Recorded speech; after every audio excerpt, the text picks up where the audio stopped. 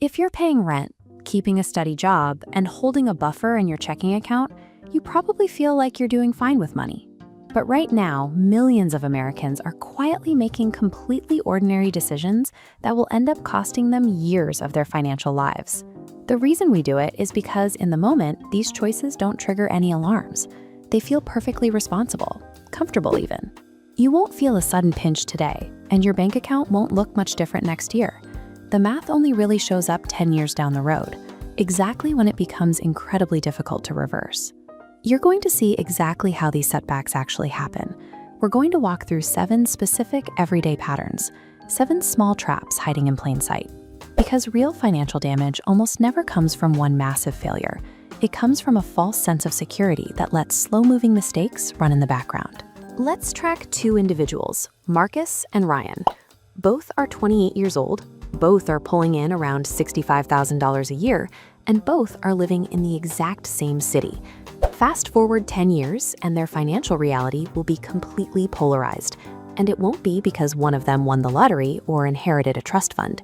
The gap comes strictly from the small choices they make every single week. At 28, they both handle the transition into adulthood the same way. The rent is due, the student loan payments kick in, and they both navigate the baseline pressure identically. Then, Marcus starts making a few upgrades. He moves into a nicer apartment for an extra $200 a month. He gets a slightly newer car with a very manageable monthly payment. He puts a few weekend trips on a credit card, assuming he'll pay it off next month. None of this feels reckless. In fact, it's exactly what society expects you to do as your career progresses. He is entirely within the bounds of a normal life. Ryan makes a different set of calls. He stays in his cheaper apartment. He keeps driving his older car. He actively builds up a financial cushion before taking on any new recurring costs. By the time they hit 30, you still couldn't spot the difference between them. They're both working, going out, and living full lives. But beneath the surface, the math is splitting. The trajectory of their net worth diverges by a fraction of a degree. Marcus's line begins to subtly curve downward, compounding quietly in the background. That is the true danger of financial missteps. There's no immediate symptom. You don't see it on Instagram. You see it a decade later, when one person has a surplus of choices and the other is locked into their monthly payments. The very first trap starts right in your checking account. It happens when you leave a significant amount of cash sitting entirely in a traditional bank. Marcus has about $8,000 sitting there. Having an emergency fund is objectively the right move, and seeing that balance every time he logs into his app provides a deep sense of safety. This chart visualizes that $8,000 balance. In a traditional savings account at a big national bank, that money earns an annual yield of anywhere from 0.01 to 0.5%. That return is a barely visible sliver on top of the principal. But if you move that exact same cash over to a high-yield environment, the math changes completely.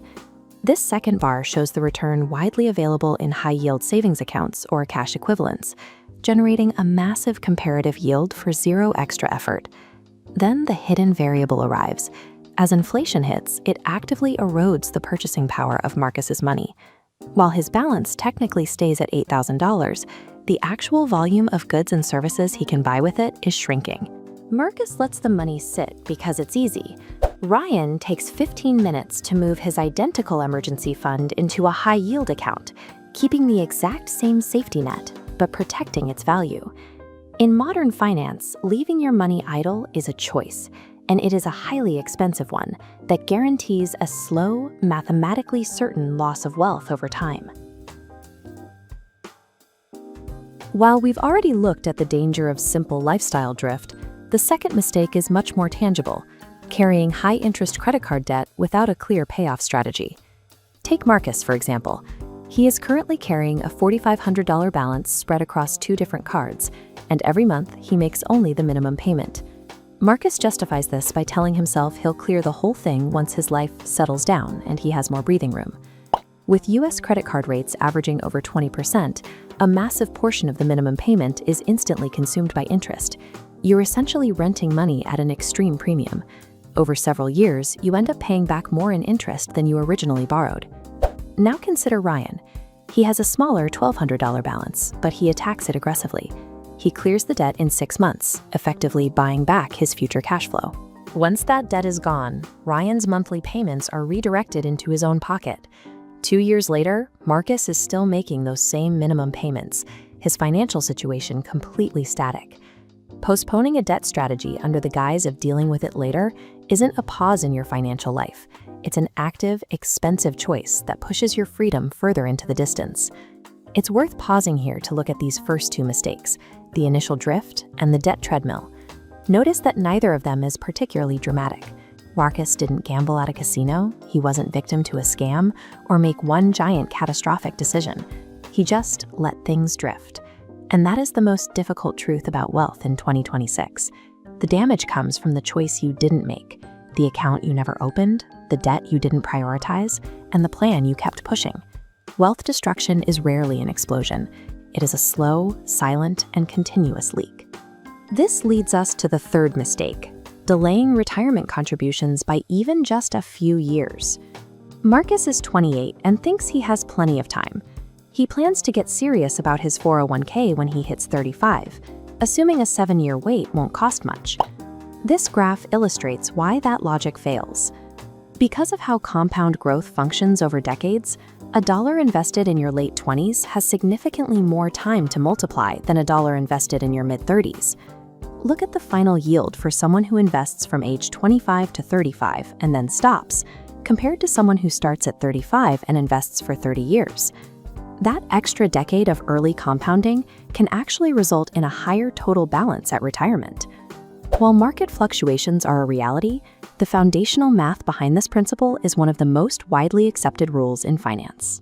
Contrast Marcus with Ryan, who starts small by simply contributing enough to secure his employer's 401k match.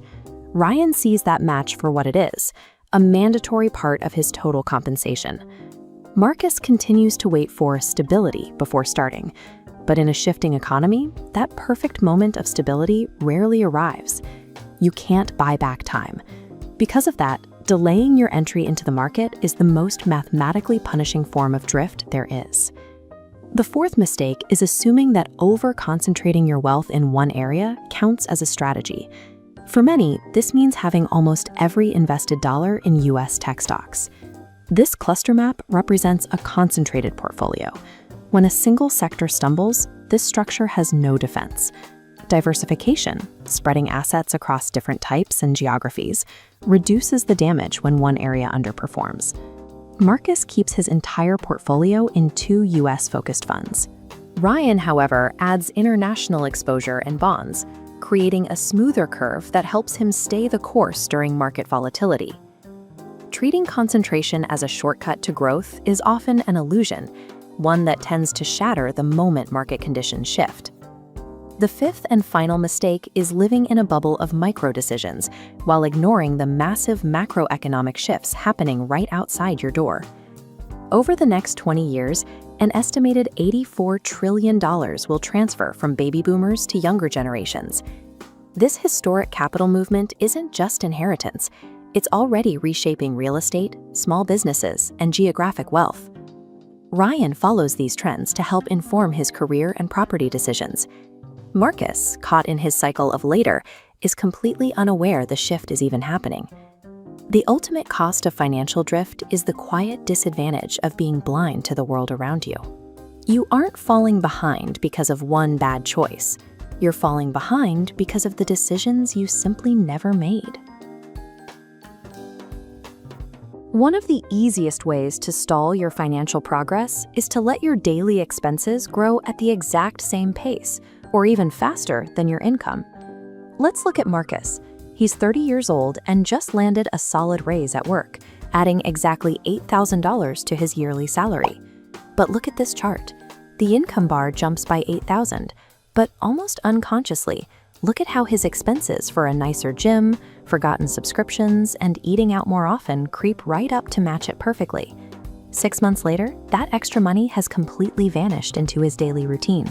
The savings margin shrinks to zero, and he doesn't feel any wealthier than he did before the raise. Now consider Ryan. Same age, exact same $8,000 raise. He does allow some of that new money to improve his quality of life, but only after executing one deliberate step. He intentionally routes a set portion of that new income straight into savings and investments, locking it away before his lifestyle ever has a chance to adapt to the extra cash. Setting this money aside creates a financial system built on intention.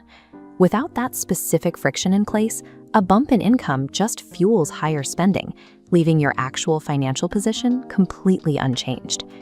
That cycle of lifestyle inflation doesn't happen in a vacuum. It is usually enabled by a much larger void, operating without a written plan or any clear financial targets. Most people skip writing a plan because the process feels overwhelming, boring, or like a chore meant for some future version of themselves. But without a defined savings target, you just promise to save whatever happens to be left over at the end of the month, which almost always turns out to be nothing.